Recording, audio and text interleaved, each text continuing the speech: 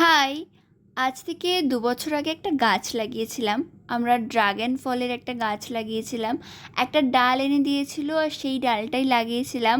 আর তারপরে এই ২ বছর পর গাছটাতে ফল এসেছে। কিভাবে এই গাছের যত্ন নিতে হয়, কিভাবে কি করতে হয় কিছুই জানা ছিল না। শুধু মা জল দিত আর কিছু সার দিয়েছে আর ২ বছর পর দেখছি গাছটাতে ফল এসেছে। তো আমি তো ভীষণ খুশি হয়ে গেছি। এই দেখো গাছে দুটো ফুল হয়েছে।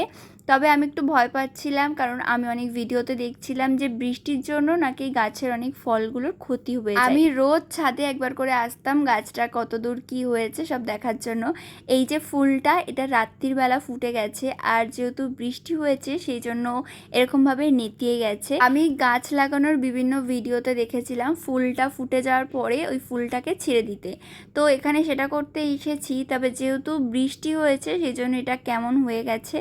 তো যাই হোক, আমি ওই ফুলটাকে ছিঁড়ে দিয়েছিলাম আর তারপরে ওই যে দেখছো ছোট্ট মতো, ওটাই হলো মেন ফলটা।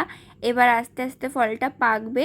এই দেখো আবার কয়েকদিন পর এসছি আর তখন দেখছি যে বেশ অনেকটাই লাল লাল হয়েছে, দুটো ফল হয়েছে। এই ভিডিওটা আমি বেশ অনেক দিন ধরে করছি আর আজকে ছাদে এসে মনটা কি ভালো হয়ে গেল। ফলটা দেখো অনেকটাই পিঙ্ক পিঙ্ক হয়ে এসেছে।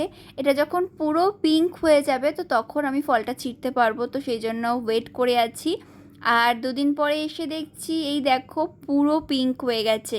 এবার পুরো এটা ছিঁড়ে ফেলার মতো হয়ে গেছে। ড্রাগন ফল খেতে আমার ভীষণ ভালো লাগে আর তার উপরে এটা নিজের বাড়ির ছাদের টবে হয়েছে, তো এটা স্বাদ যেন আরও বহুগুণ বেশি লাগছিল। আর একটা মজার কথা কি, এবছর যেহেতু আমাদের গাছেই ফলটা হয়েছে তো সেই জন্য আমি আর দিদি ঠিক করেছিলাম আমরা বাইরে থেকে একটাও ড্রাগন ফল কিনবো না।